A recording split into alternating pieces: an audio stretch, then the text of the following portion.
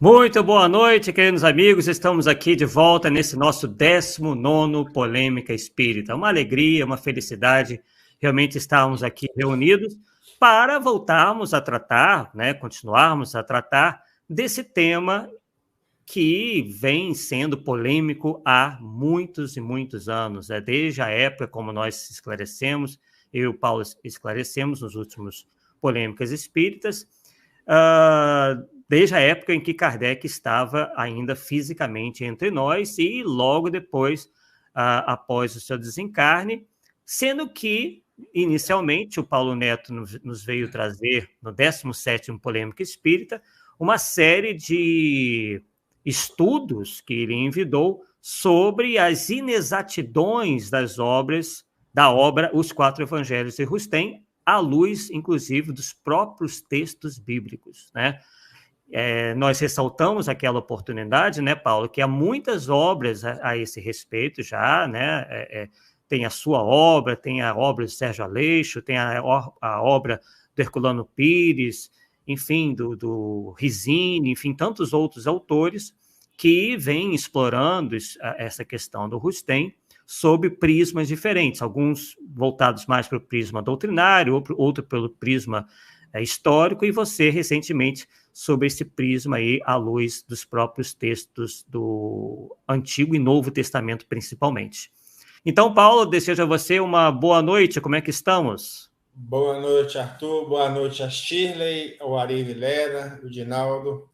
Pois é, Arthur, o que eu acho interessante, gente, às vezes você está falando o mesmo tema, como as pessoas têm óticas diferentes, isso é até legal, porque você vê nuances do tema com óticas diferentes, te aumenta o conhecimento, né?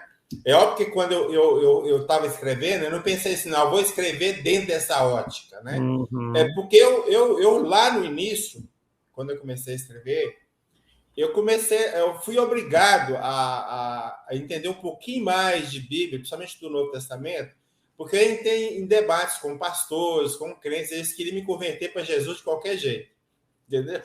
E aí eu tinha que ir lá estudar, então a gente tem alguma noção. Então, quando a gente compara as obras de Rustem com o texto bíblico, não vai bater mesmo, né?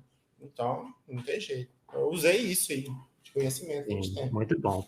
O que demonstra, né, cada vez mais, realmente, a origem mistificatória dessa obra, né, que causou tantos problemas à época de Kardec, como nós falamos e comentamos no estudo passado. Nós, inclusive, recomendamos a quem realmente quiser se aprofundar e ter uma noção exata de continuidade da questão, que assista, né, o programa anterior a este e também, obviamente, ao estudo envidado pelo Paulo Neto.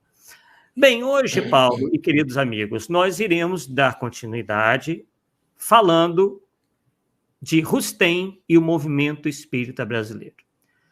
Como se diz, né? Segurem-se nas cadeiras, porque realmente o que nós temos para mostrar é de conhecimento de um número bastante diminuto dos espíritas, né?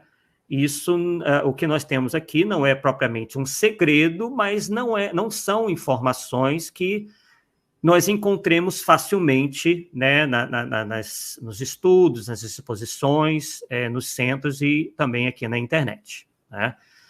É claro que nós vamos dar a vocês toda a possibilidade, todo o direito de concordar ou não com essa exposição. Nós iremos, ao máximo possível, colocar de lado a nossa opinião para mostrar a vocês o que se passou, para que vocês tirem as próprias conclusões. Inclusive, esse tem sido sempre o nosso objetivo em todos os Polêmicas Espíritas, né? Que dar a liberdade de vocês, não impor nada, e dar a liberdade a vocês para, enfim, tirarem as suas próprias conclusões, né? Então, estamos eu aqui e o Paulo, né? O Paulo sempre procurando, eu vou levar o estudo adiante, e o Paulo vai fazer seus comentários, as suas considerações, né? Que poderão, inclusive, concordar com as minhas ou discordar, não há problema nenhum nisso, né? Encaramos com muita naturalidade, cada um tenha uma visão distinta sobre determinado fato, determinada determinado acontecimento, enfim, vamos, então, dar sequência aqui ao nosso estudo, falando sobre Rustem e o movimento espírita brasileiro. Então, vamos acrescentar aqui os nossos slides. O primeiro deles, estamos aí nos defrontando, né? Vocês podem ver aí, no livro, muito importante para a gente entender como que aconteceu a inserção da obra Os Quatro Evangelhos de Jean-Baptiste Rustem no movimento espírita brasileiro. Lembrando que essa obra chega ao Brasil no ano de 1870, trazida por Teles de Menezes, tá? Olímpio Teles de Menezes. Tá? E nós vamos dar um salto aí de 3 anos, lembrando que essa obra encontra um Brasil muito, mas muito católico. Era a religião oficial, continua sendo, né? Só que hoje nós temos uma multiplicidade de religiões muito grande, mas o que predominava naquela época era o pensamento católico, era a religião católica, era a Igreja Católica Apostólica Romana, que merece todo o nosso respeito. Não se trata apenas de uma questão de enquadramento histórico, para que a gente possa entender por que a obra de Rustem floresceu tão grandemente aqui no solo brasileiro.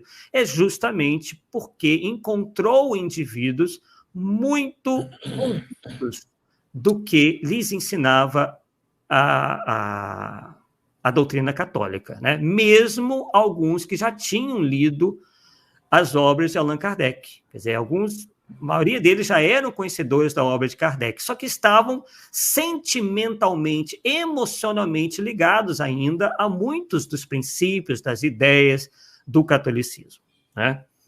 Então, essa obra chega em 1870, como eu já disse, e no dia 2 de agosto de 1873, um grupo de pioneiros fundou a Sociedade de Estudos Espiríticos Grupo Confúcio, né? E isso que vocês veem aí na tela é o regulamento, né, da Sociedade de Estudos Espiríticos Grupo Confúcio, tá? Só para vocês visualizarem. Que estava sob a direção do Antônio da Silva Neto, mostrar aqui para vocês, e do Antônio da Silva Neto nós não temos nenhuma foto, nenhum retrato, e do Francisco Leite de Bittencourt Sampaio. Tá? E foi nessa sociedade de estudos espiríticos que nós estamos vendo aí, né, que vimos, inclusive, o Estatuto, o Grupo Confúcio, é que surge e que dá a primeira comunicação um espírito que se autoproclama diretor espiritual do Brasil. O nome desse espírito é Ismael, também conhecido por eles como Anjo Ismael, né? E que teve uma acolhida do Bittencourt Sampaio, né? Esse que está ali, nascido em 1º de fevereiro de 1834. Bem, então vamos lá. E esse aqui é o Antônio Luiz Saião. Tá? O que acontece? Sob a determinação desse espírito, Ismael, ou Anjo Ismael, o Grupo Confúcio se transforma na Sociedade de Estudos Espíritas Deus, Cristo e Caridade. E ali já nós encontramos algumas brigas e dissensões entre os membros desse grupo. Tá? Nós não sabemos bem o que ocasionou isso, mas provavelmente isso é algo que eu não tenho nenhuma prova, mas provavelmente pela discrepância havida entre aqueles que já se inclinavam para o rustanguismo e outros que não tinham pelo rustanismo nenhum apreço, digamos assim. Então, eles saem desse grupo Confúcio e formam aí um outro grupo, né, chamado Sociedade de Estudos Espíritas Deus, Cristo e Caridade. E aí, depois de muitas brigas e dissensões entre os membros do grupo, o Bittencourt Sampaio, esse que eu acabei de mostrar para vocês, e o Antônio Luiz Saião, esse que estou mostrando, e ainda também o Frederico Júnior, que eu vou mostrar para vocês, resolvem se afastar e formam um núcleo isolado, que é o Grupo Espírita Fraternidade. Inclusive, nós estamos vendo ali o Frederico Pereira da Silva Júnior, ou Frederico Júnior, que era médium, inclusive, e ele chegou a declarar isso que está aí no nosso slide. É o seguinte: o nome que ensina essas linhas aqui traçadas encheu mais de um terço de século da vida espírita do nosso país. Ele só por si constituía um exército que... Isso, quer dizer, quem está falando não é ele, né? São alguns rustenistas que têm, em relação ao Frederico Júnior, um grande apreço. E eles dizem justamente isso. Ele só por si constituía um exército que assombrava as falanges inimigas da luz. E por isso mesmo era ele o alvo predileto das setas venenosas dos adversários de Jesus. O que a gente percebe aí? É que os rustenistas adotavam essa postura. Todos aqueles que não concordavam com eles geralmente contra-atacavam dizendo que eram inimigos da luz e contra Jesus. Adversários de Jesus. Então, a gente vê aí, né, é uma postura que nós consideramos, né, Paulo, um pouco radical, né? Quer dizer, quem não concorda comigo é um obsidiado, né? É um adversário da luz, adversário de Jesus. O que você acha disso, Paulo? Aquele velho problema, Arthur. A falta de argumento, quando você não tem, você ataca a pessoa. Exato. Tá? Então, quando a pessoa fala alguma coisa que fere alguma coisa que você pensa, e você não tem argumento para refutar, aí você fala, não, você está com o demônio no corpo, você está obsediado. Então, aí é fácil, né, meu? Aí é fácil, né? Eu quero ver, contrapor com o argumento para mostrar que a pessoa está errada ou que está certa também, tanto faz. De repente, até que mostrar que está certo, né? Exatamente. Mas tem que despedir isso aí. Né? Uhum. Aí continua lá. Até da pouca benevolência de confrades foi Frederico Júnior vítima, máxima dos que muito exigem dos outros, mas que nada ou quase nada produzem.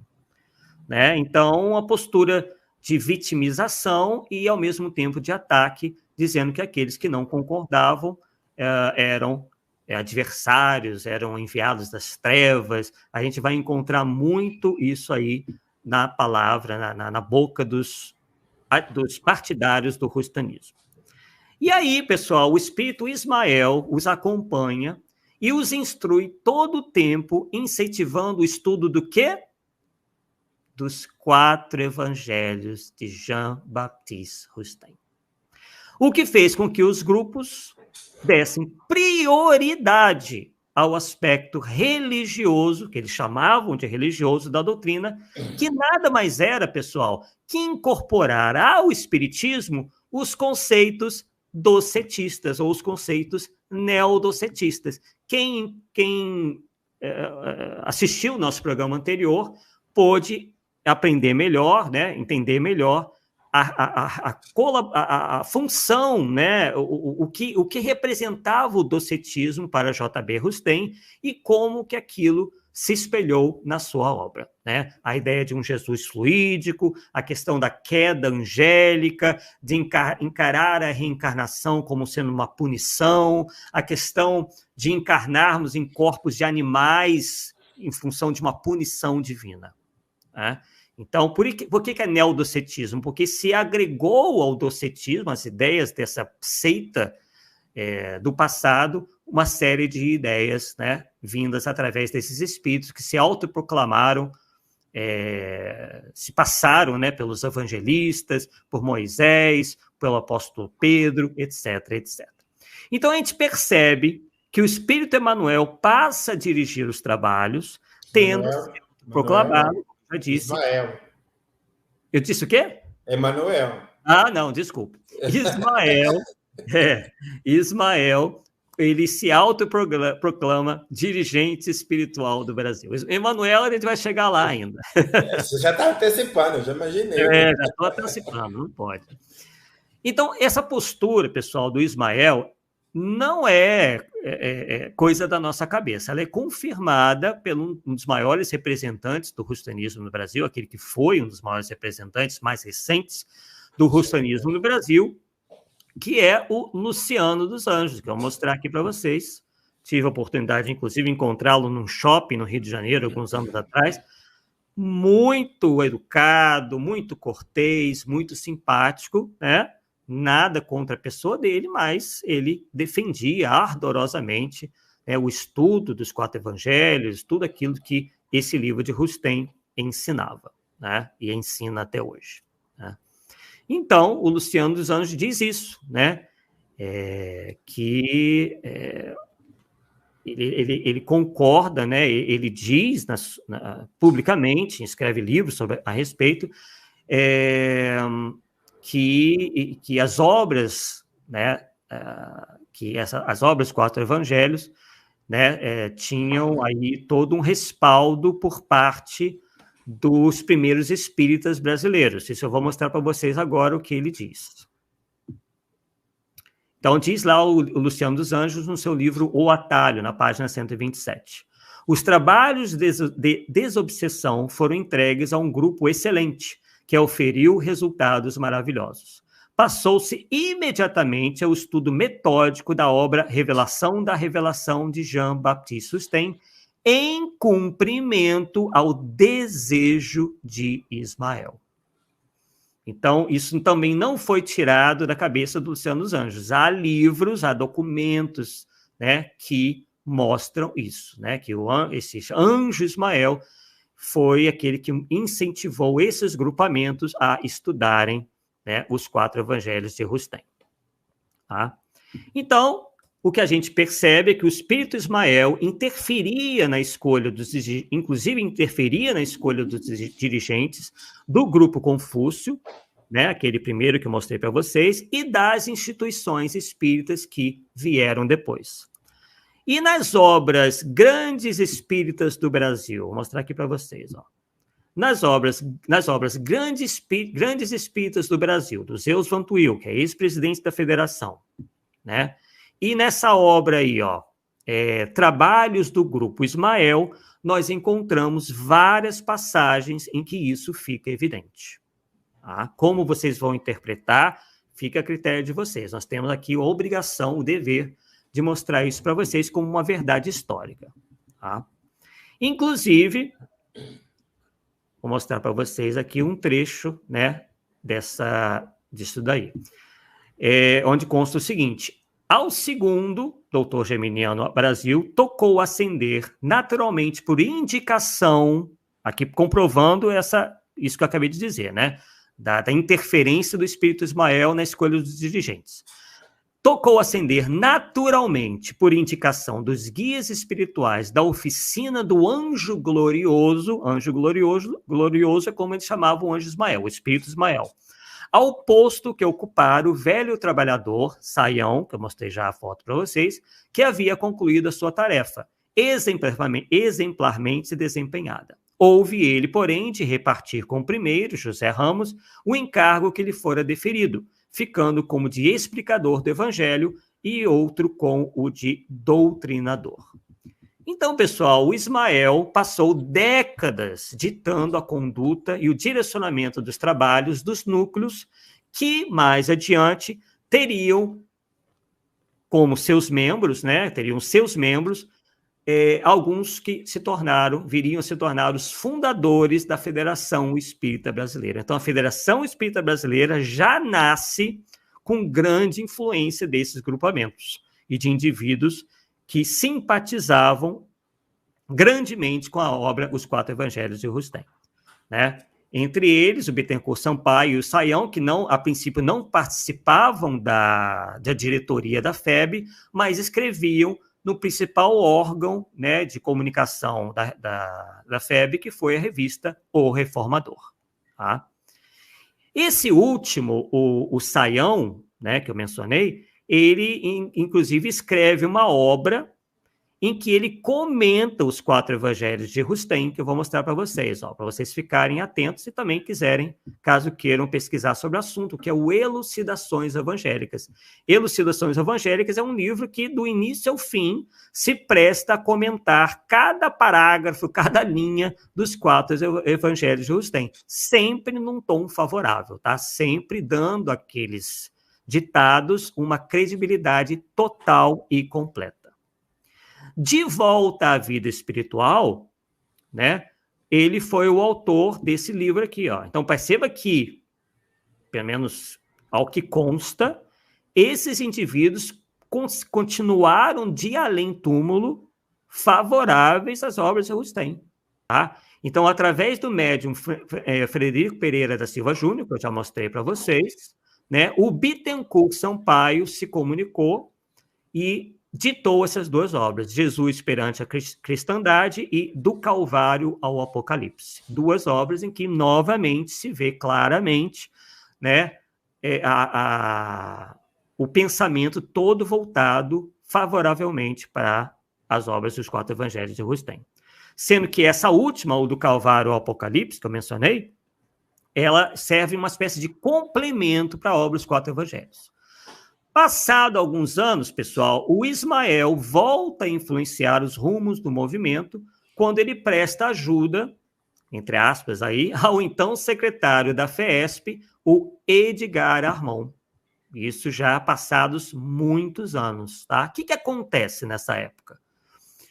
Consta o seguinte, que em 1941, o Armon recebe espontaneamente mensagem de Ismael convocando-o a trabalhar pela difusão do espiritismo em seu aspecto religioso. Quando eles falam aspecto religioso, é dando guarida a tudo que consta nas obras dos 4 evangelhos, tá?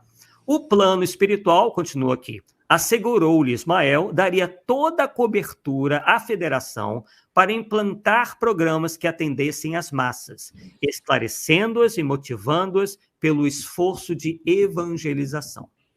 E aí o Edgar Armon, aceitou essa incumbência e partiu para a organização dos trabalhos. E aí, inicialmente, ele formou um conselho de espíritas que pudesse, com ele, partilhar esse trabalho. E para formar esse conselho, o que o Armon fazia? Ele anotava em folhas de papel nomes de pessoas ilustres que ele achava reunir condições para essa tarefa. E aí ele colocava esses papéis na gaveta da sua mesa, lá na Federação Espírita do Estado de São Paulo, na FESP, e no dia seguinte, pelo menos é o que contam, né?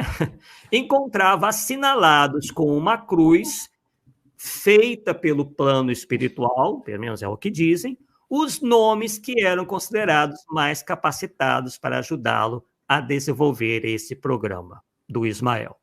Isso consta no livro Simpósio Nacional do Pensamento Espírita, do Valentim Lorenzetti. Qual foi o resultado desse trabalho? Um programa de estudos que mesclava Kardec, isto é, as obras da codificação, Rustem, os 4 evangelhos, Ubaldi, Pietro Baldi e doutrinas orientais.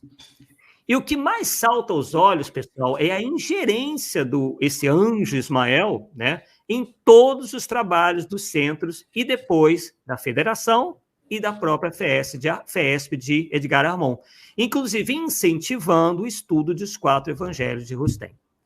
Aí nós nos perguntamos, como Kardec veria essa atitude?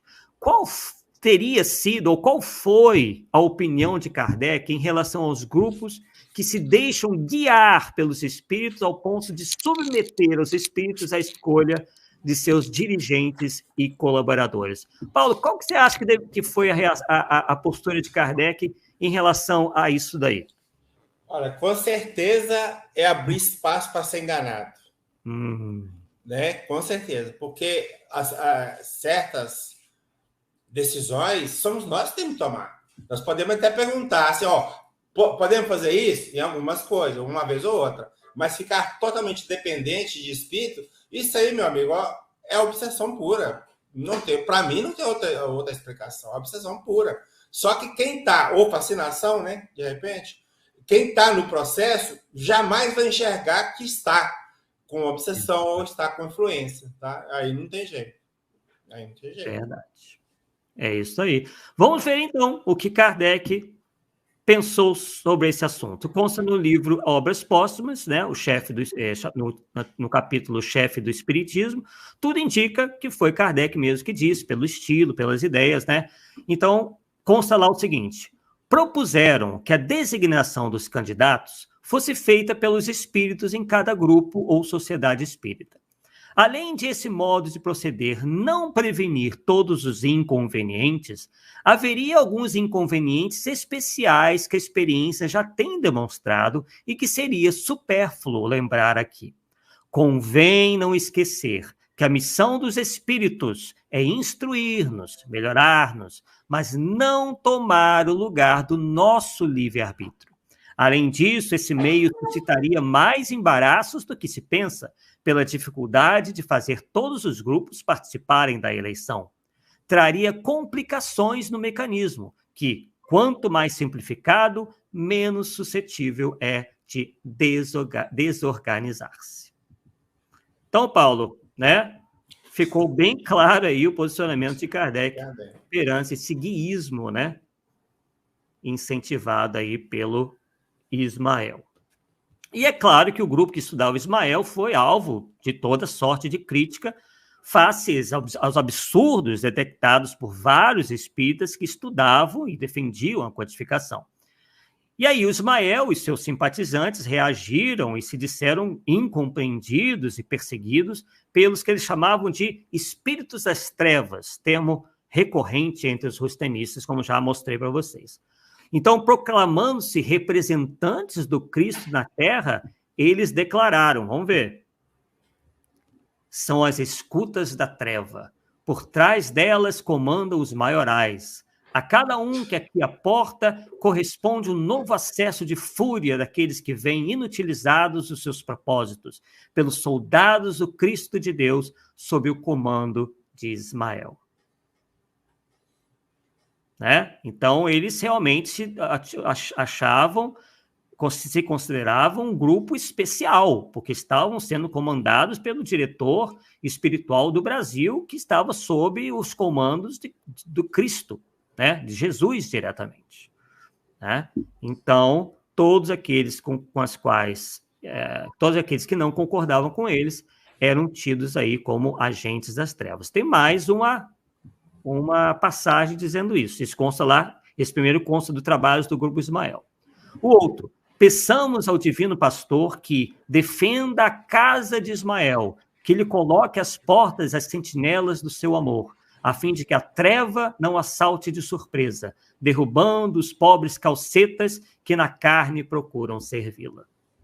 Né? Então, mais uma declaração aí, né, de desapreço em relação às críticas. Então, a gente percebam aí, né, pessoal, que os rustenistas fazem esse papel de vítimas enquanto posicionam seus adversários ideológicos como agentes das trevas e obsidiados. Vamos ver mais uma passagem, onde isso fica bem caracterizado. Pensa Vinícius que ao demônio da cisânia, esforçada e continuamente aplicado à obra nefasta da discórdia, da separatividade, da divisão, se deve imputar as hostilidades de que é alvo a Federação Espírita Brasileira.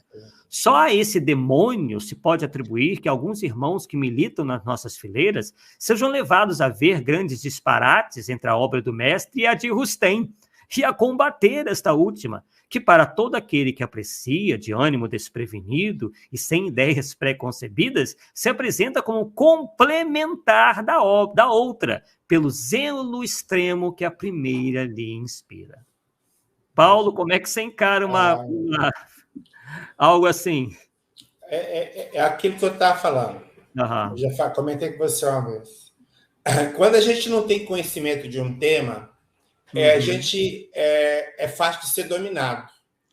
Então, veja bem, quem tem um pouquinho de conhecimento da crítica sobre os textos bíblicos não cai nessa história de Rustem, da obra de Rustem. E esse pessoal caiu por quê? Por falta de conhecimento. Porque a maioria dos espíritas de antigamente, vamos dizer assim, ou dos tempos atrás, eram todos praticamente católicos. Que não estavam acostumados a estudar a Bíblia, mas simplesmente ouvir o que os líderes falavam, os textos escolhidos, então pouco conhecia. Né? Então, nesse campo, é fácil. Então, tudo que Rustem falou era glória, porque estava explicando evangelho, não entendia nada, não estudava nada, não tinha crítica, então era fácil. O campo propício, cara, para julgar essas ideias, campo propício, caraca. Impressionante, né? E aí, pessoal, quando os membros da Federação Espírita Brasileira daquela época, quando eles relatam essas histórias, eles nunca deixam claro, né, assim, o porquê de tantos conflitos. Mas a gente se aprofundando, quando foi se aprofundar melhor, a gente vê claramente, né, como eu já até adiantei para vocês, que o motivo dessa cisânia toda foi um só: a adoção por parte de um grupo da obra de Rustem. Isso dividiu o movimento entre místicos e científicos. Os místicos eram aqueles que defendiam a predominância do aspecto religioso com a adoção dos 4 evangélicos. E os científicos eram aqueles que defendiam tão somente o estudo da codificação e o tríplice aspecto: ciência, filosofia e moral.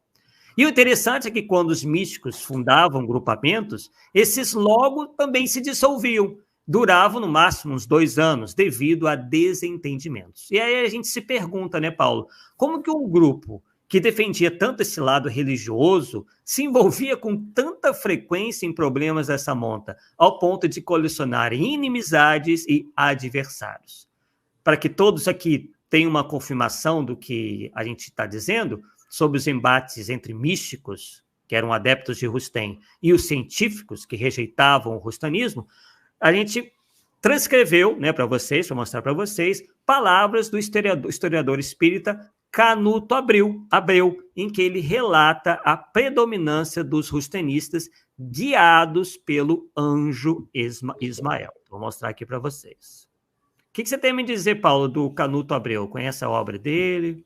Não conheço muita coisa, não. Mas eu tenho aquele livro dele, a história do Espiritismo Lendário, como é que eu esqueci o título? É um livro assim mesmo, dele. Mas o fundamental dele, que é aí que nós estamos tendo acesso agora, sim, que ele conseguiu pegar muitos manuscritos de Kardec. Ele foi na França 2 vezes. Eu não sei se das 2 vezes ele trouxe alguma coisa, mas pelo menos em uma delas ele foi e conseguiu documentos. E ele guardou enquanto ele viveu, a família dele guardou em muito tempo, até que foi doado para o movimento espírita, vamos dizer assim, e hoje está lá disponível, está sendo traduzido, está disponível no site da Universidade Federal de Viçosa. Né? Foi lá, inclusive, né, que eu descobri aquele negócio da média Collignon, que não era tão ruim igual a gente estava pensando, né? Muito pelo contrário. Ela não estava concordando muito com as ideias de Rustem, né? Sim, sim. Bem, e aí a gente vai reforçar aí, vai retomar o que o Canuto Abreu, que está mostrando aí para você o slide de alguns retratos dele, né? E ele nos diz o seguinte: esses prepostos, isto é, espíritos, chefiados por Ismael, sustentavam que o Brasil era a terra eleita do Evangelho e, portanto, nenhum espiritismo poderia dar frutos se não tivesse como base a palavra eterna. Muitos aceitaram essa revelação, outros a recusaram, considerando-a sectária e oposta à finalidade, até tem um errinho ali, à finalidade universalista da doutrina espírita. Os que a aceitaram apegaram-se ao estudo dos evangelhos. E, como o Evangelho segundo o Espiritismo de Kardec era um comentário, não aos evangelhos, mas os princípios basilares da doutrina de Jesus, mais conformes aos ensinos dos espíritos, e não era, além disso, um comentário feito pelos espíritos, e sim uma aplicação devida ao gênio do autor, buscaram uma obra mais vasta e mais espirítica. Então é isso que ele fala inicialmente sobre esse racha do movimento espírita, que, inclusive, já havia rachado na França, e a história se repetiu aqui no Brasil. Arthur, interessante esse início aí, cara. Olha aí. Sustentava que o Brasil era a terra eleita do Evangelho, a pátria do Evangelho, coração do mundo. Nós vamos chegar lá. Nós vamos chegar lá. É que o pessoal acha que a gente passa um para o outro o que a gente vai mostrar, mas isso nem sempre acontece, né, Paulo? Esse aqui, para tudo que você está falando, é novidade, né? Se você não deu tempo de a gente falar. Não deu tempo. Então, tem muita coisa por aí. Inclusive, já vai falar nisso. É justamente isso que você percebeu, né? Que o que fica claro nesse trecho é que a ideia de ser o Brasil a pátria do Evangelho é anterior ao livro Brasil, Coração do Mundo, Pátria do Evangelho, psicografado por Chico Xavier. E já era, então, defendida pelo grupo rustanguista. Essa revelação teria sido passada pelo Ismael àquele grupo. Tá? Eu já vou mostrar isso aí para vocês. Então, isso, pessoal, nos ajuda a entender do porquê da obra Brasil, Coração do Mundo, Pátria do Evangelho, ser tão cara à Federação Espírita Brasileira e, consequentemente, aos rustanguistas. Né? Lembrando que, né, como muitos de nós sabemos, que os originais do livro Brasil, Coração do Mundo, Pátria do Evangelho foram destruídos e que o médium Chico Xavier chegou a se sentir um pouco mal com isso, né, com esse desaparecimento, já que há no livro a afirmativa de que Rustem teria sido coadjutor de Kardec, o que causou muita polêmica entre os espíritas brasileiros. Chico, inclusive, pediu os originais do livro, mas foi informado que os mesmos haviam sido inutilizados. Muito estranho, não acha, Paulo? Com certeza, sintomático demais. Exatamente. Vamos voltar, então, ao que diz o Canuto de Abreu. Ele continua nos informando o seguinte, que o livro de Rustem chegara ao Brasil muito cedo, já informei para vocês, em 1870, quase ao mesmo tempo que os livros de Kardec. Os espíritas evangélicos mais cultos, à frente dos quais se achava o mais erudito de todos, Bittencourt Sampaio, que eu já mostrei para vocês, tomaram os 4 evangelhos como vademecum e o levaram à altura de última palavra sobre a doutrina de Jesus. O livro de Rustem apresentava o mesmo valor doutrinário de Livro dos Espíritos para eles, isto é, ambos atribuíam o que estava escrito a uma revelação ditada. Mas tinha sobre a obra de Kardec uma vantagem para o crente. Todas as explicações eram dadas como advindas dos próprios evangelistas, assistidos pelos apóstolos, e estes, a seu turno, assistidos por Moisés. Os crentes dispensam em regra as provas, contentam-se com a presunção de boa-fé. O rustanismo pôde, assim, graças à tolerância dos espíritos evangélicos, ganhar adeptos entre os místicos. Cirúrgico. Né, Paulo? Isso acontece ainda muito, né? Se tem no movimento espírita sempre essa presunção de boa-fé. Ninguém coloca nada sob suspeição. O que você acha disso? Inclusive esse livro mesmo que nós estamos falando. Então, o Brasil, Coração do Mundo, Pátria Evangelho. Como veio de Chico, não vou nem questionar, porque está citado o nome do Rustem, mas nem passa para a cabeça das pessoas que aquilo pode ter sido uma alteração. E tudo indica que sim. Entendeu? Mas tudo referendo demais. Será que tudo que o Chico como referência de mediunidade do Brasil, eu acho que é ponto pacífico. Sim. Mas será que tudo que ele passou está certinho também? Será que não teve um momento que ele estava em crise, e nessa crise truncou mensagens, sei lá? Então, esse é o problema. A gente endeusa demais os médios e os espíritos se manifestam por eles. Como se não errassem. Eu tenho um trabalho aí que eu questiono uma coisa de Erasto, tá? Do espírito de Erasto. Eu acho que ele entrou em contradição e eu questiono. Mas o que eu posso fazer? Exatamente. Perfeito. Faço minhas as suas palavras. Bem, então vamos lá. Vamos continuar vendo aqui, ó. Prossegue o Canuto Abreu dizendo o seguinte: se jamais os prepostos, e muito menos seu chefe, afirmaram que na obra de Rustem estava o verdadeiro sentido da vida e doutrina de Jesus, também jamais fizeram uma assertiva em contrário. Mesmo porque, se tal fizessem, perderiam o tempo e simpatia do fanático e apagariam uma fé bruxuleante, que cumpre alimentar cuidadosamente. A obra de Rustem concorreu, entretanto, para dividir os crentes, os espíritas, e criar dificuldades invencíveis à desejada harmonia de vistas. Os espíritas cristãos passaram a formar 2 grupos distintos, os kardecistas e os rustanistas. Né? Falávamos sobre a questão desse termo, né? Kardecista está aí. E aí vamos entender melhor como que eles se dividiam, assim, né? Como é que era a questão.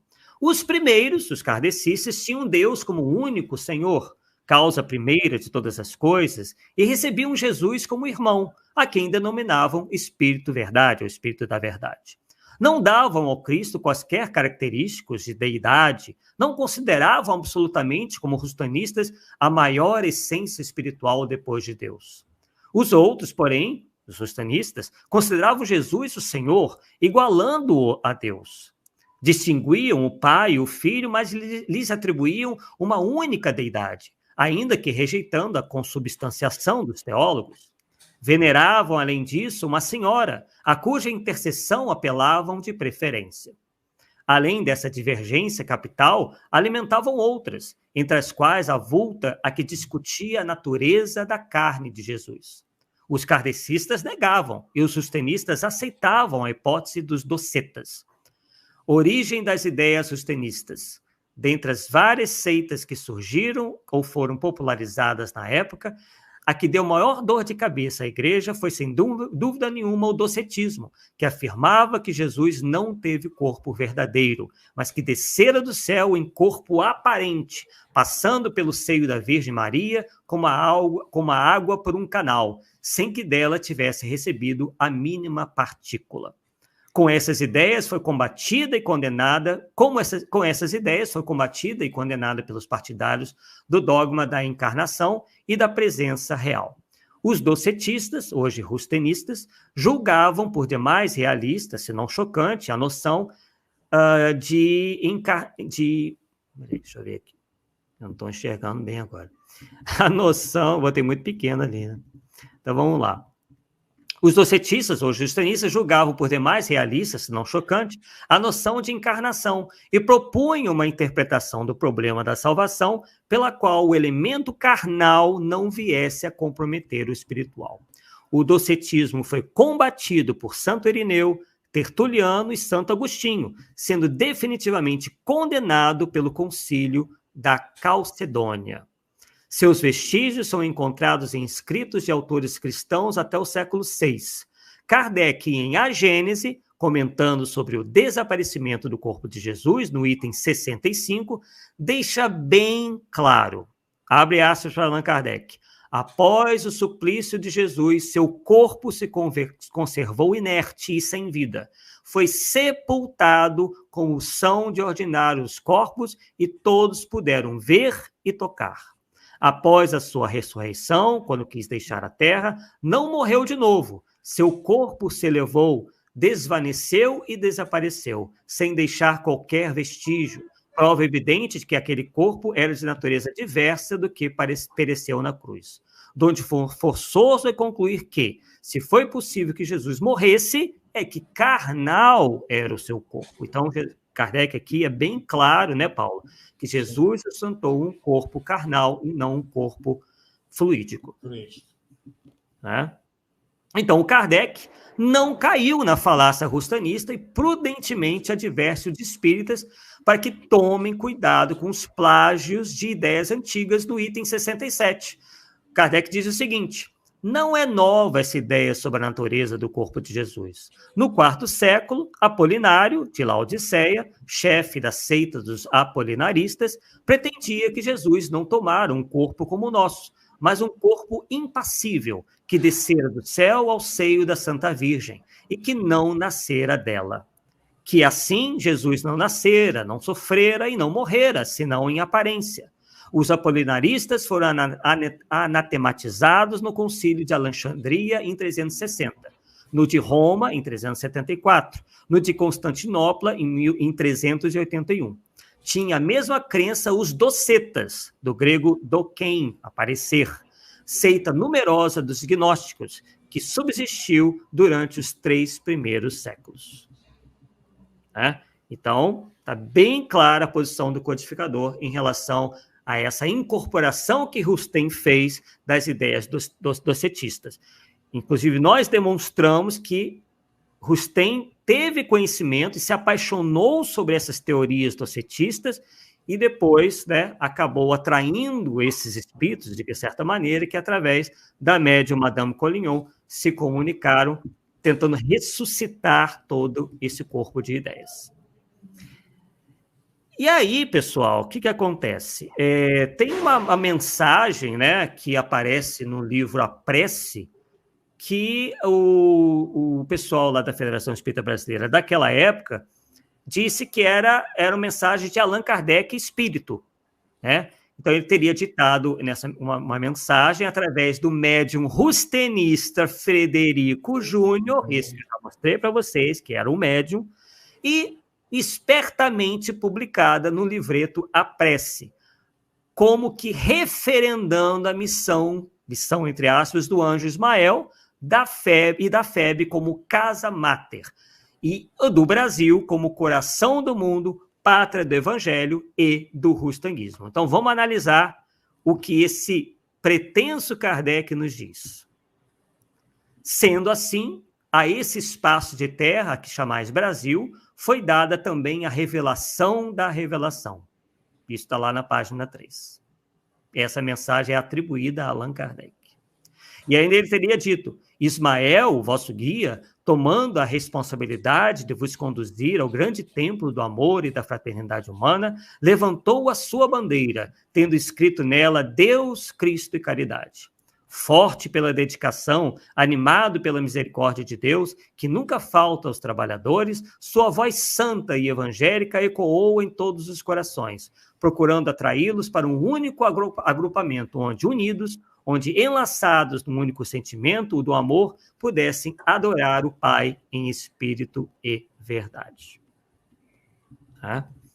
Então, essa aí é a mensagem, uma dos trechos, né, da mensagem de Allan Kardec, inclusive utiliza, né, Paulo, a expressão em espírito e verdade, que é uma expressão que é exaustivamente repetida nos livros de Rustem. Agora, tem uma coisa que chama a atenção aí, foi a expressão aí, Deus, Cristo e caridade. Parece que é o lema da FEB, né? É o lema da FEB. Não é isso? Exatamente. Então, tá como se referendando a FEB aqui, né? Exatamente. Referendando a FEB. Né? Mais uma do pseudo Kardec. Todos os espíritas tinham o dever sagrado de vir aqui se agruparem, ouvir a palavra sagrada do bom guia Ismael, único que dirige a propaganda da doutrina nessa parte do planeta e único que tem a responsabilidade de sua marcha e desenvolvimento. Ô Arthur, diga. Você teve curiosidade de pesquisar a expressão palavra sagrada nas obras de codificação? Se Kardec alguma vez, quando vivo, usou essa expressão? Olha, eu arrisco dizer que eu nunca ouvi e duvido que exista. Não é um negócio interessante? É. Deixa eu ver se eu consigo aqui achar alguma coisa aqui. 2 minutinhos, quer ver? Aparece duas ocorrências, tá? Sim. A primeira ocorrência está na Revista Espírita de 1860.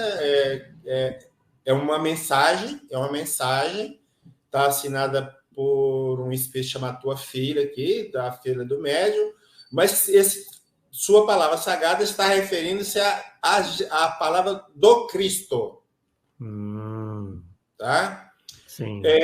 Aí a outra é de 1864, também uma mensagem, e é a mesmíssima coisa. A palavra sagrada está sendo usada em referência a Jesus.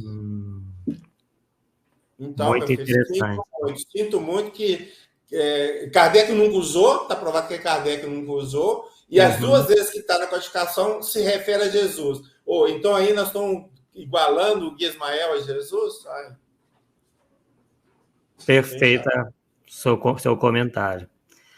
E esse pseudo Kardec da FEB renuncia, agora atentem bem, a sua condição de codificador do Espiritismo a declarar que a doutrina espírita está contida nos 4 evangelhos de Rustem, a revelação da revelação. Vejam só esta pérola. Tudo converge para a doutrina espírita, revelação da revelação.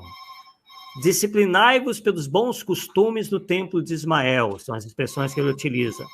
Assim, quando os inimigos da luz, quando o espírito das trevas julgava esfacelada a bandeira de Ismael, símbolo da trindade divina.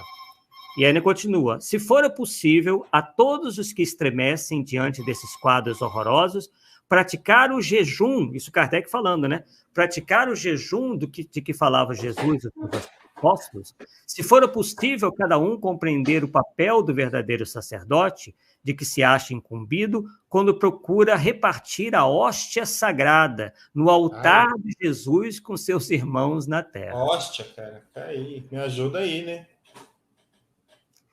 É impressionante, né? E o Kardec aí, o pseudo-Kardec, ele diz o seguinte, a gente vê claramente que ele renuncia, né, a essa condição de codificador. Bem, aí eu digo o seguinte, a caridade que exclui a razão, a prudência e o bom senso, a verdadeira caridade é instintiva. Assim, pois, o bem deve ser feito indistintamente, seja qual for o terreno em que houvemos de praticar. Mas nem o próprio bem pode excluir a nossa razão, quando, tratando-se da justiça de Deus, pretendemos contrariá-la. Paulo, vou deixar você aqui um instantinho, parece que estão tocando aqui, mas eu acho que parou. Beleza, podemos continuar, acho que está até aparecendo aí, né? Bem, mas vamos lá. Então, como a gente pôde ver, né, existe um Kardec que está exaltando esse templo de Israel e inclusive falando em hóstia sagrada. Não, tem outra coisa, a trindade divina, amigo, a cara, trindade. Exatamente. Não, você também. Muito como diz, essa mensagem está com cheio de sacristia também, cara. Muito mesmo. É bem próprio, né? Terrível. Então, como se vê, né, num centro doutrinariamente rustenguista, a mensagem que é atribuída a Kardec não poderia ser, né, Paulo, de outra forma. Os espíritos adeptos do docetismo, que pregavam o corpo aparente de Jesus, ressuscitado por Rustem, a cuja falange pertence Ismael, forjaram um Kardec para testar a suposta missão do anjo Ismael e a importância da, entre aspas, revelação da revelação. Um Kardec irreconhecível que sai em defesa desesperada de Ismael, né? Quando ele diz lá, assim, quando os inimigos da luz, quando os espíritos das trevas julgava esfacelada a bandeira de Ismael, símbolo da trindade divina, né? Como eu acabei de mostrar para vocês. Eu fiz questão de procurar aqui, que é rapidinho. Não, mas peraí, só um pouquinho. Só um minutinho. Sim. Praticar, porque tem um U junto aí, senão não dá. Praticar o jejum. Não aparece uma só ocorrência em todas as obras da codificação. Em nenhuma. Sim. Então, não foi a expressão nem que os espíritos da codificação usaram e nem o próprio Kardec. E como é que ela aparece aqui agora?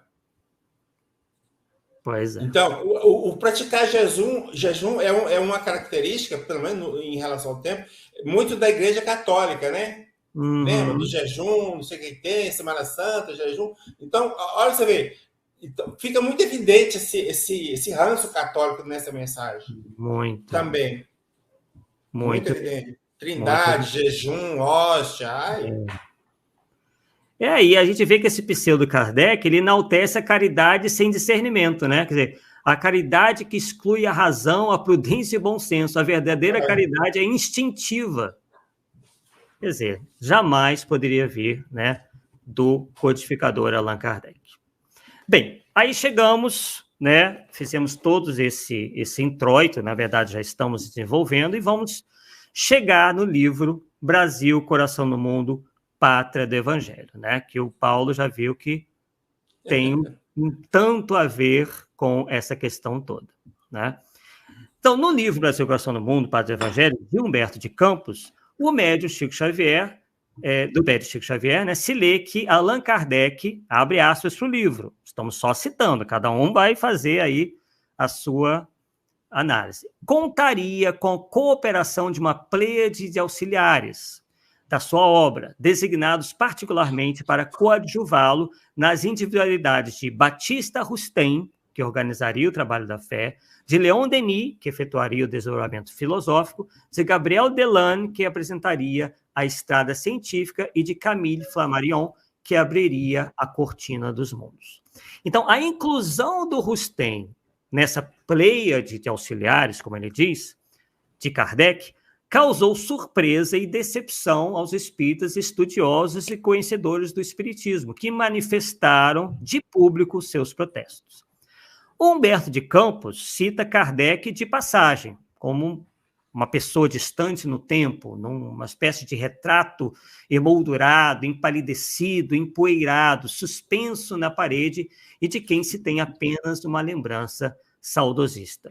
Sem conhecer na Terra, Allan Kardec, que equivale a dizer o espiritismo, foi temeridade de Humberto de Campos, se é que foi ele mesmo autor, então desencarnado há apenas 4 anos, escrever sobre a implantação do espiritismo no Brasil, abre aspas, espiritismo no Brasil, dando-lhe total feição rustenista febiana, consequência do seu envolvimento no plano espiritual, como nós vamos demonstrar aqui para vocês, por seu mestre Pedro Richard, tá?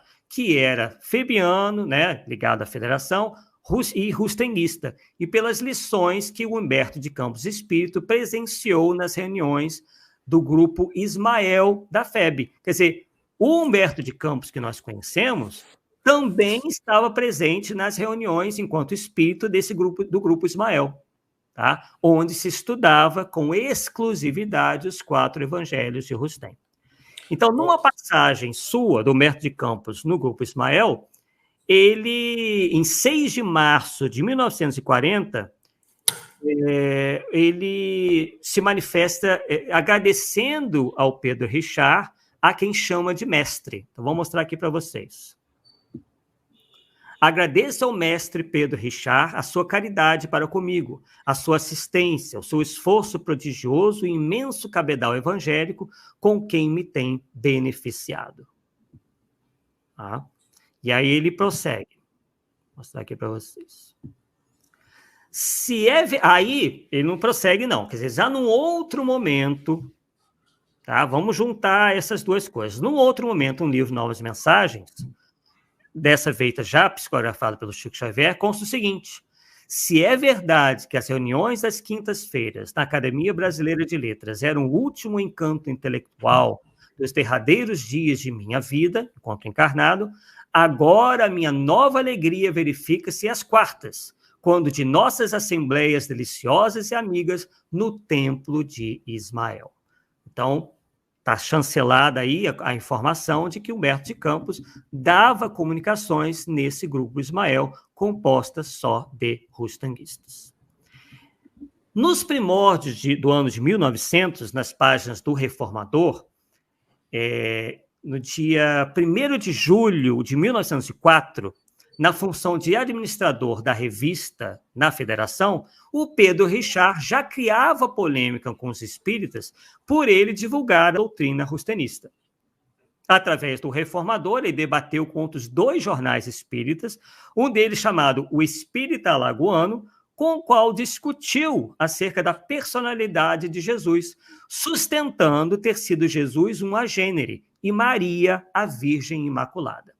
O Pedro Richard permaneceu na FEB até o seu desencarne, 23 de outubro de 1918, aos 65 anos, estando na direção desse grupo Ismael, né? Ele estava na direção na época.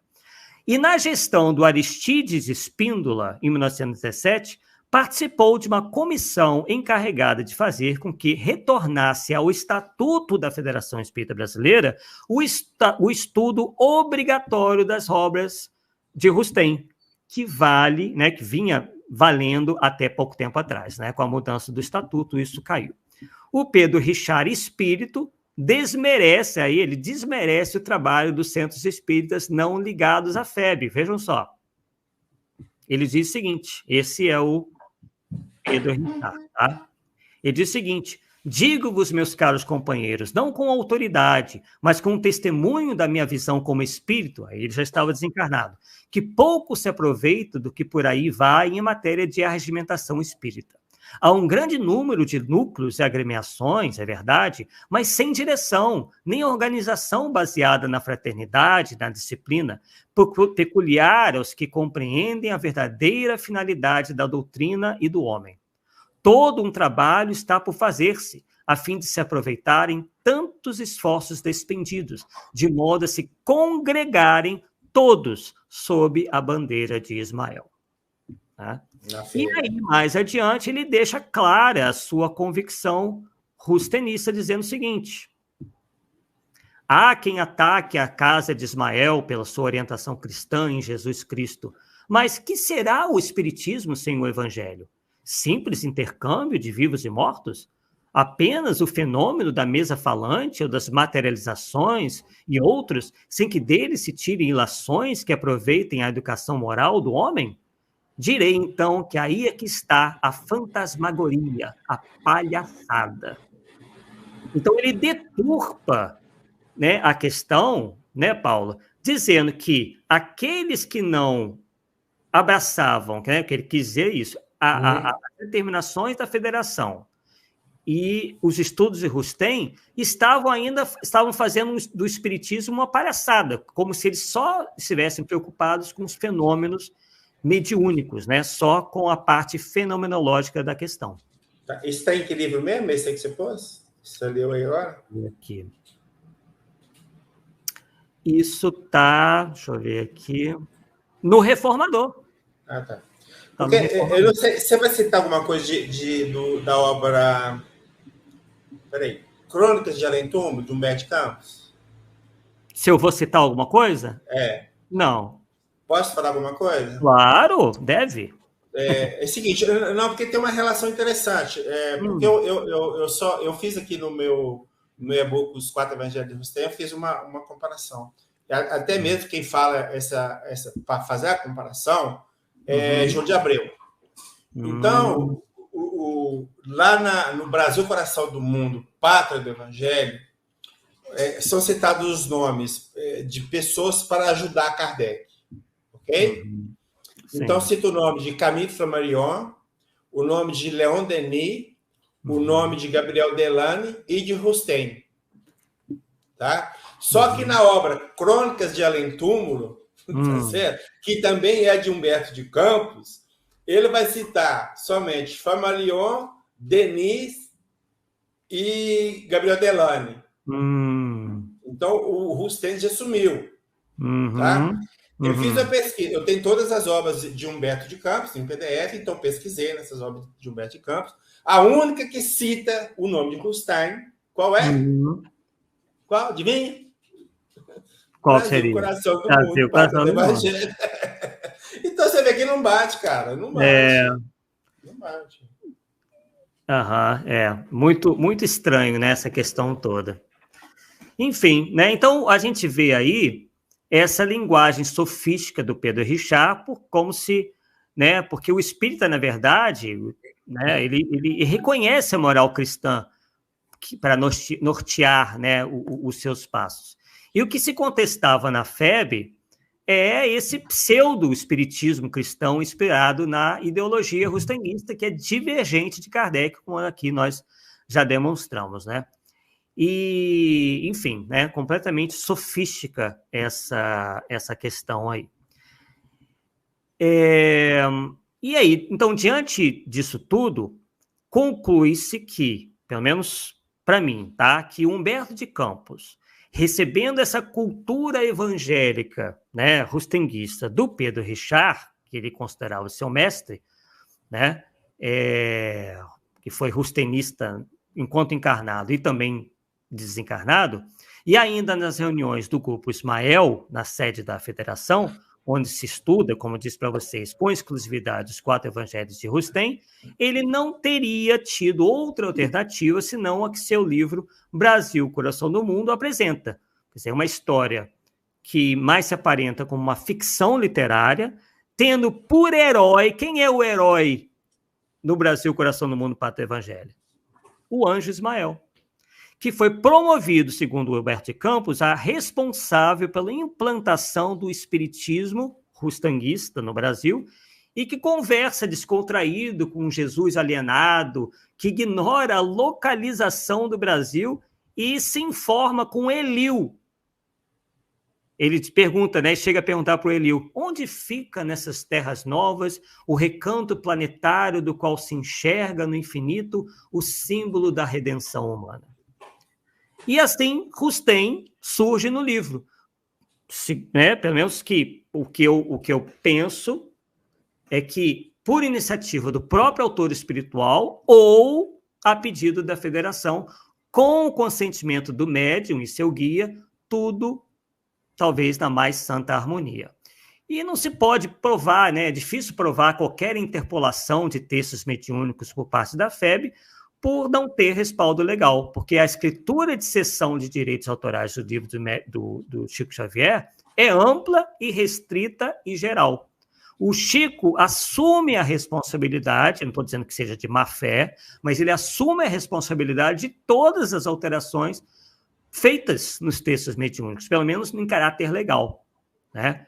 E os copartícipes são o Emmanuel, que prefacia o livro Brasil, Coração no Mundo, né? E diz o seguinte, que os dados que ele, diz Emmanuel, Humberto de Campos, fornece nestas páginas foram recolhidos nas tradições do mundo espiritual. Isto é, o que é tradição? É a transmissão oral de lendas, fatos, etc. E, ao meu ver, a história desse livro está muito mais para lenda do que para fatos. Então, vamos lá. Qual, afinal, seria a ligação de Emmanuel com o rustenismo? Além desse prefácio do livro de propaganda rustenista, Brasil, Coração do Mundo, Pátria do Evangelho. Porque, pelo que nós já lemos do que escreveu Emmanuel e de opiniões do Chico Xavier, fica um pouco a impressão, né, de que a simpatia de um ou de outro por Rustem se prende apenas à personalidade de Jesus, que, segundo eles, é de tal magnitude que foge à nossa compreensão humana. Chico e Emmanuel não deram a Jesus a conotação espírita de espírito criado, simples e ignorante. Tanto é que no livro O Consolador, na segunda parte, no item 5, Evolução e Dor, ele responde a uma pergunta da seguinte maneira. A pergunta é a seguinte: todos os espíritos que passaram pela Terra tiveram as mesmas características evolutivas no que se refere ao problema da dor?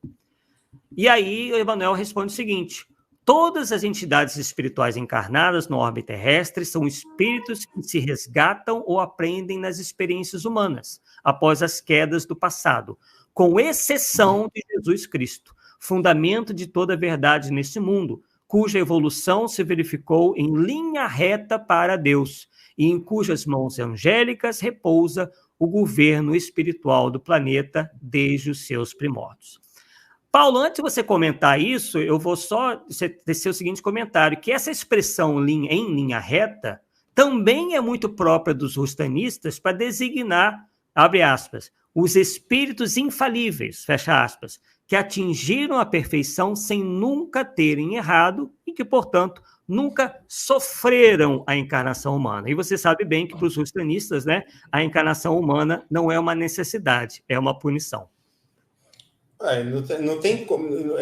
Nós temos Deus no topo, o resto é criatura, tudo, inclusive Jesus. E ele tem que ter dado para Jesus a mesma chance que está dando para nós. Uhum. Tá? A possibilidade de errar faz parte do processo evolutivo. Aliás, nós aprendemos muitas vezes porque erramos, porque descobrimos que não deu certo, aí nós vamos caçar. Então faz parte, o errar, entre aspas, não é pecado. Então, querer tirar de Jesus essa possibilidade de errar é querer tirar desse, não, ele não pode pecar, mas, cara, me ajuda, né? Não tem nada a ver uma coisa com a outra. Nada a ver. Muito complicado. É tudo aqui. Você percebe assim, que tudo gira em torno de dogma católico, porque, na verdade, no dogma católico, Jesus seria o quê? Um Deus, né? Porque é parte da Trindade.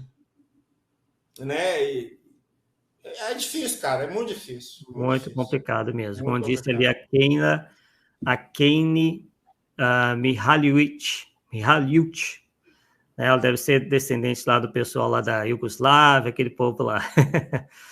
Beleza, pois é, então a gente já está chegando, estamos finalmente, mas a gente, para quem quiser pesquisar, o Emmanuel parece que dá umas respostas muito, assim, voltadas para o rustanismo nas perguntas. Anota aí, 205, 248, 249 e 277. Verifiquem, né? E depois tirem as suas próprias conclusões. Mas tem mais.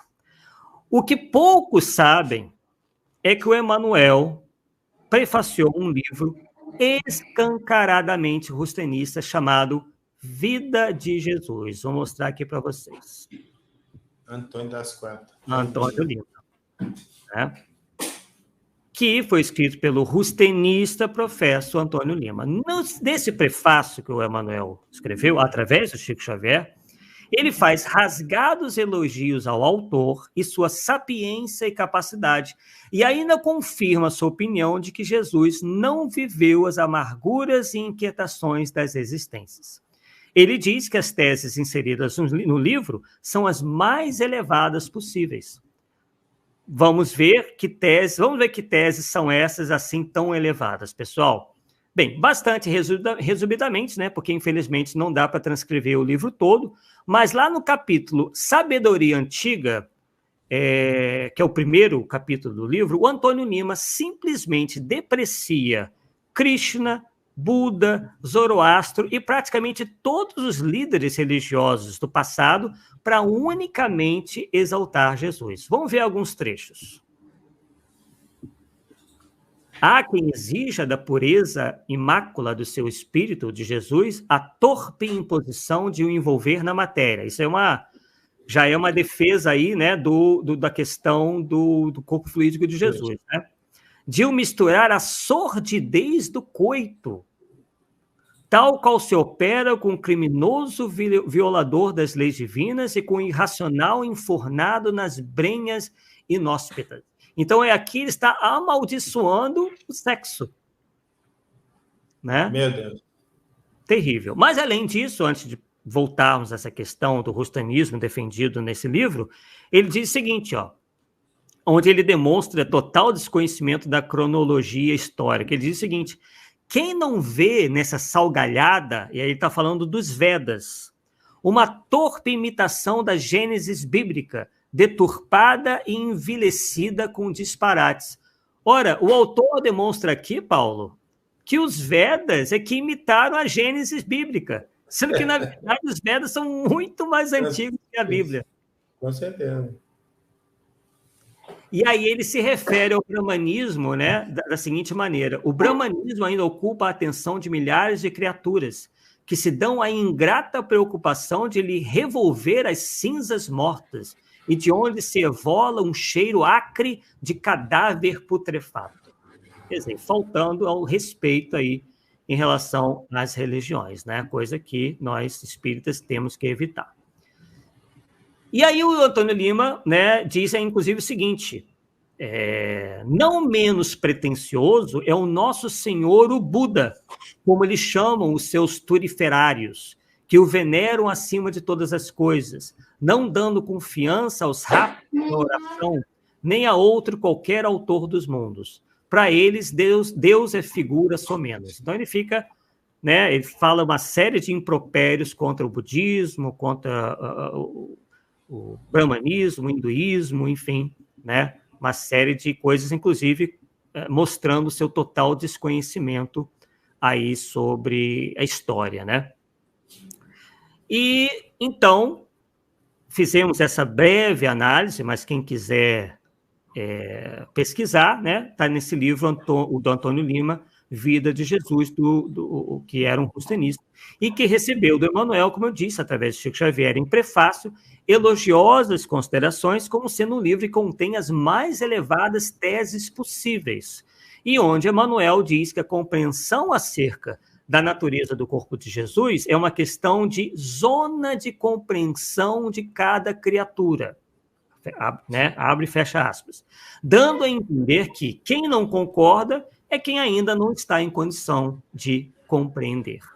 E o livro todo, pessoal, praticamente é voltado para a defesa de Jesus como o único que conduz a Deus, sendo que os outros reveladores lhe são inferiores e até falsários. E a questão central do livro é sair em defesa das ideias rustenistas. Um desses capítulos, inclusive, se chama Supremacia de Jesus, e o outro se intitula Natureza de Jesus, sendo que nesse capítulo, Antônio Lima corrobora a hipótese bíblica de que Jesus nascera de uma virgem que não havia conhecido varão. Né? Agora vamos ver o que o autor diz. Ó, vou mostrar mais um para vocês aqui. É justamente essa aí que eu já adiantei, né? Há quem exija da pureza imácula do seu espírito a torpe imposição de o envolver na matéria, de o misturar à sordidez do coito, né? Então, o ato sexual para o autor é pecaminoso, sujo, sórdido e não poderia ter servido para ensejar a concepção de Jesus. Então, analisem, né, e vejam se isso faz algum sentido, né, perante a doutrina espírita. E o autor ainda procura, de todo modo, achar em Kardec, na codificação, ensinos soltos que representariam a confirmação desses postulados. Então, quer dizer, além de arrastar o leitor para que conclua que a tese rustenista é puro espiritismo, ou melhor, um curso superior de espiritismo, Antônio Lima confirma o fato de ter sido Bezerra de Menezes um rustenista professo. Em nota de rodapé, nesse livro, na página 229, ele diz o seguinte, pessoal: a um confrade que o consultou sobre o mérito desta obra, a de Rustem, assim respondeu o saudoso Bezerra de Menezes pela Gazeta de Notícias de 22 de abril de 1897. Abre aspas para Bezerra de Menezes. A Allan Kardec sobreviveram outros missionários da verdade eterna que, sem destruir a obra feita, porque esta é firmada na lei e a lei é imutável, darão mais luz para mais largo conhecimento das facetas mais obscuras daquela verdade. Eis aí que apareceu Rustem, o mais moderno missionário da lei, que em muitos pontos vai além de Allan Kardec, porque é inspirado como este, mas teve por missão dizer o que este não podia em razão do atraso da humanidade. Paulo, como é que você interpreta essa declaração? Peraí, ainda. Rustem inspirado? Mas quem foi inspirado foi a médica, cara, que escreveu. Ele não foi inspirado em coisa nenhuma. Então, exato. O que tem na obra de Rustem é produto, teoricamente, dos espíritos que se manifestaram através da médium, seja quem foi esses espíritos. Então, o Rustem não foi um médium para ele mesmo, ou que ele elaborou, nada, não tem nada dele lá. Tudo que tem na obra são dos espíritos. Ele só bancou a publicação, cara. E como é que tá falando que ele é inspirado? Ah, não. Me ajuda aí, né? Não, e aí, Paulo, tem um erro crasso, né? Quer dizer que o Rustem veio revelar o que Kardec não pôde em razão do atraso da humanidade. Mas como? Se Kardec e Rustem eram contemporâneos. Essa é boa. Essa é boa. Muito, né? Muito bem percebido. Isso aí é legal. Né? Então, o Kardec e o Rustem... Da mesma época. Da mesma época. Eles vieram a lume, essas duas obras, na mesma época. E o Bezerra prossegue e confirma esse erro, dizendo o seguinte: Rustem confirma o que ensina Kardec, porém adianta mais que este, pela razão que já foi exposta acima. É igual nós comentamos. Nem bem nós assimilamos a terceira revelação, que é considerada doutrina espírita, já veio a quarta, cara. Como e o espírito que estava na terceira ficou na quarta também? Peraí, calma lá, meu. Sinto muito, meu amigo. Não dá. Quando eu... nada contra o Bezerra de Menezes, tá, pessoal? Mas quando eu li alguns livros do Bezerra de Menezes que ele escreveu enquanto encarnado, há uma série de expressões rustenistas. Ele se refere a Maria sempre como Virgem Maria, como Nossa Senhora, enfim, é rustenismo, né? Quer dizer, Claro que foi uma pessoa super boa, a gente entende isso, mas se deixou levar, né, por essa mentalidade predominante na época, né? Inclusive, se atribui mensagens a Bezerra de Menezes enquanto desencarnado, em que ele já desmente isso daí, né? Que ele, não é que desminta, mas é que ele muda de ideia, né? Dizendo que kardecizar é a legenda de agora. E ele jamais, depois disso, na condição de encarnado, fez qualquer referência a Rustem. Né? E ele diz o seguinte, o Bezerra de Menezes, enquanto encarnado: é, pois, um livro precioso e sagrado o de Rustem. E aí, voltando um pouquinho no Antônio Lima, nós estamos chegando já ao nosso final, no capítulo Terra de Promissão, da Promissão, o Antônio Lima deixa bem claro que o autor da tese de ser o Brasil, coração do mundo, pátria do Evangelho, não é Humberto de Campos, mas sim, como vocês já puderam reparar, o Anjo Ismael. Isso mais uma vez confirma, pelo menos para mim, que Humberto de Campos, se é que ele mesmo, aprendeu direitinho com as aulas dadas pelo seu mestre Pedro Richard nas reuniões de estudos dos 4 evangelhos na sede da Federação, ao lançar o livro Brasil, Coração do Mundo, Pátria do Evangelho. Antônio Lima descreve nesse capítulo que eu falei para vocês. Ele diz o seguinte: já disseram, e Ismael o confirmou, isso muito antes do Humberto de Campos, tá, pessoal?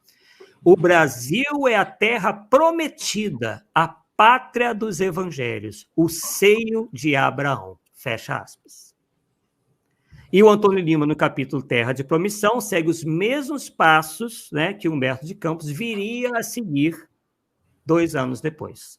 Ele inicia ressaltando as maravilhas naturais do solo brasileiro e pula imediatamente para a questão do Brasil ser a terra escolhida para que fosse plantada ou replantada a árvore do Evangelho.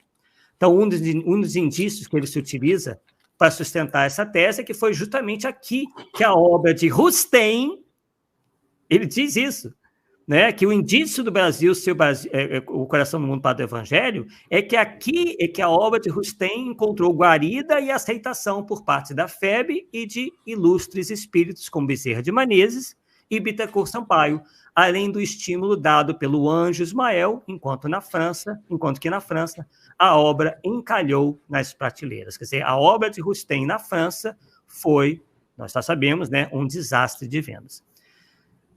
Então, pessoal, o que a gente... né, eu tive a preocupação de passar essas informações para vocês pelo seguinte, para que cada um avalie. No meu entender, há muito ainda de rustenismo impregnado no nosso movimento espírita, embora nós não nos apercebamos nisso, porque isso é tão repisado, ele é tão dito, é tão repetido, que quase que muitas coisas se tornaram verdades. Como essa questão do Brasil, coração do mundo, pátria do Evangelho, que, analisando, pelo menos no meu entender, é uma obra rustanista, não porque citaria Rustem como esse coadjutor de Kardec, é porque do início ao fim ele faz referências a postulados rustanistas, ao tal do Anjo Ismael, que sempre incentivou o rustanismo, a FEB como a casa máter, como a única, praticamente, representante do espiritismo verdadeiro. Não que nós não devamos respeito à FEB, né, enquanto instituição, pelo trabalho que ela fez nos últimos anos. Só que a gente não pode ter essa visão, né, uma espécie de Vaticano do espiritismo. Né? É muito errado isso, não tem, né, fundamentação nenhuma na própria mentalidade que Kardec procurou nos passar enquanto o espiritismo enquanto doutrina, né, que nos teria uma nova religião institucionalizada, né, e também não centralizada, né? Então, Paulo, o que você teria a me dizer, então, já que estamos chegando nos nossos últimos minutos? À medida que você está falando aqui, eu pensando aqui com meus botões, eu falei, será que esse Anjo de Ismael não é o próprio espírito do Rustem, não, cara? Porque não é possível. Para referendar a obra desse jeito... O Rustem desencarnou em 1869, nós vimos no 79, último... Né? 1879. Então, teoricamente, daria tempo, não ou não? Quando que eles começaram essas reuniões lá nesse grupo aí que o anjo de Ismael começou a participar. Dá tempo ou não? Dá não. Dá. Veja bem, foi em 1873, o Rustem não estava ainda desencarnado. Não, eu estou falando o seguinte. O quê? Para que o anjo de Ismael seja o espírito de Rustem, não seja o anjo nenhum. Certo. Então, nós temos que ter esse acontecimento depois da morte de Rustem, senão não tem sentido. Exato, isso aconteceu antes da morte dele, essas primeiras comunicações. Pois é, mas as comunicações do espírito de Ismael foi antes da morte dele, então ele não pode ser Rustem. Exato, não pode ser. Mas tem tudo a ser, tem tudo a ver, tem, mas por que não é possível? Bom, o importante disso tudo, que a gente sempre quer, que é o nosso foco, meu e do Arthur, é oferecer para vocês elementos. Que é para que vocês mesmos possam chegar à conclusão. Obviamente que o Arthur falando, eu falando, vai ficar muito nítida a nossa posição, né? Mas nós não temos muito aquela preocupação de vocês têm que entenderem como nós entendemos, ou tem que aceitar como nós aceitamos. Não, vocês vão aceitar de acordo com o que nós oferecemos de fontes para vocês terem a capacidade de interpretar, de analisar e falar assim, estão certo ou estão errado. E ponto. Né? Então, se alguém aqui fala assim, gente, tudo que o Arthur falou, tudo que o Paulo falou, eu não acredito, beleza. Né? Não vamos forçar ninguém. Creia ou morre, né? Tipo assim, creia ou morre. Então, cada um tem seu caminho. Agora, o meu papel como pesquisador e o do Arthur como também, é simplesmente este, ou seja, oferecer fontes e elementos para vocês poderem também ter uma linha de raciocínio e pensar, né? Então, esse que é o nosso trabalho. Isso aí, Paulo. Tivemos essa preocupação de trazer essas informações, né? O nome do nosso programa é Polêmica Espírita, nós sabemos que, por vezes, são informações que até chocam, né? Mas a gente tem o dever de mostrar para vocês e que vocês cheguem às suas próprias conclusões, né? E eu vejo aí, para a gente já realmente se aproximar do final, do nosso encerramento, é o seguinte. Essa já é uma outra questão polêmica, mas também eu não vou me aprofundar. Já se encontra aí, dentro do movimento espírita, um grupo de pessoas que tem se aproveitado dessa faceta meio rustanista do movimento para também se imporem, né? Para tentarem se apresentarem como a salvação para isso tudo. Então, a gente também tem que ter muito cuidado, tá? Estou me referindo a grupos que têm assim, um viés político-ideológico muito grande e que até acertem determinadas críticas, tá? Mas justamente porque essa questão mesmo do Brasil Coração no Mundo é uma obra que é difícil mesmo de aceitar, todo esse passado do rustanismo, a FEB, só que a gente também não pode trocar 6 por meia dúzia, trocar algo ruim para o outro que pode ser ainda pior.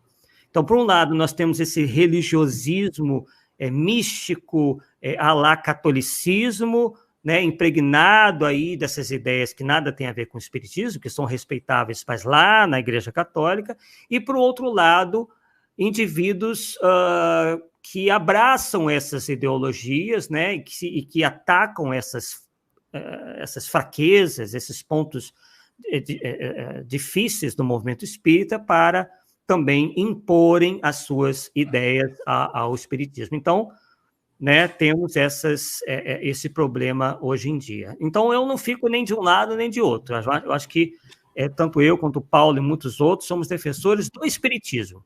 Não é o espiritismo rustanista e nem o espiritismo à esquerda, à direita, ao centro, nada disso. Simplesmente espiritismo. É isso que nós defendemos. Tá. Ô, Arthur, te perguntar uma coisa. Você me dá 5 minutos? Claro. Eu tô querendo, se você permitir, você tira o seu slide, que eu vou compartilhar o slide aqui com vocês. Tirar aqui. Pronto. Porque era para ter. Ai, que é isso? Deixa eu tirar aqui, remover. Espera aí. Caraca, só. Não está aparecendo? Mas enquanto você procura aí, eu vou falando algumas coisas. Quando você tiver ok. A não ser que você queira falar alguma coisa. Eu tenho algumas informaçõezinhas históricas aqui bem rápidas, né? Até você achar aí. Pode ir passando aí. Só para que vocês possam acompanhar. Em 1898 foi realizada a publicação da primeira tradução portuguesa dos 4 evangelhos pelo Marechal Everton Quadros. Quem foi Everton Quadros? O primeiro presidente da Federação Espírita Brasileira. Né? Então, essa publicação da primeira tradução portuguesa foi feita nas páginas do Reformador por iniciativa de Bezerra de Menezes, então presidente da FEB, da Federação Espírita Brasileira. Isso é só para vocês agregarem informação, tá, pessoal? Em 1909, foi o lançamento da primeira edição dos 4 Evangelhos no Brasil em formato de livro, com tradução de Henrique Vieira de Castro. Em 1918, foi feito o lançamento da segunda edição brasileira com tradução de Guion Ribeiro, que é o mesmo tradutor que a FEB utilizou nos livros da codificação. Em 1920, teve uma nova edição da tradução do Guion Ribeiro. Em 1942, surge a terceira edição brasileira dos 4 Evangelhos, com a mesma tradução do Guion Ribeiro, que permaneceria até os dias de hoje. Tá? Permaneceu até os dias de hoje. E ela ainda inclui o encarte com a crítica aos adversários de Rustem. E essa edição coroa todos os esforços de Guion Ribeiro, né, na tentativa de espalhar, né, os 4 evangelhos como sendo uma obra espírita, né? Em 1954, teve o lançamento da 4ª edição dos 4 Evangelhos, dessa feita na gestão do presidente Antônio Vantuil de Freitas, que é o autor de Grandes Espíritos do Brasil, que eu mostrei para vocês, ex-presidente também da FEB. Nela, retorna a introdução escrita pelo Rustem e sai aquela crítica aos adversários, né? Em 71, nós temos a 5ª edição desse livro, do 4 Evangelhos da FEB, na gestão do presidente Armando de Assis. Em 83 saiu a 6ª edição e em 88 a 7ª edição. Então a gente perceba que a FEB, praticamente todo o tempo, né, até os dias de hoje, se manteve aí patrocinando as obras de Jean-Baptiste Rustem. Paulo, achou aí? Achei. Vê se você compartilha aí agora. Opa, bora. Isso. Porque nós falamos aqui, e quando eu falei dos 4 Evangelhos de Rustem, eu citei a Emílio Collignon, mas não entrei muito em detalhe, né? Mas a ideia que citei, e eu tinha essa ideia também, que ela de certa forma, ela ou foi enganada, entendeu? Ou participou do plano de Rustem, sei lá. Bom, o que aconteceu? Dentro desse projeto Allan Kardec, que é os manuscritos de Kardec, através de Canute de Abreu, descobriu cartas de Kardec a várias pessoas. E entre essas cartas, tem uma carta enviada para Madame Collignon em 31 de dezembro de 1863. Ok? Então, essa carta é de Kardec para ela. Então, a Kardec, assim, ele vai falar sobre... aliás, dentro da codificação da Revista Espírita, ele vai falar de 2 obras da Emílio Collignon.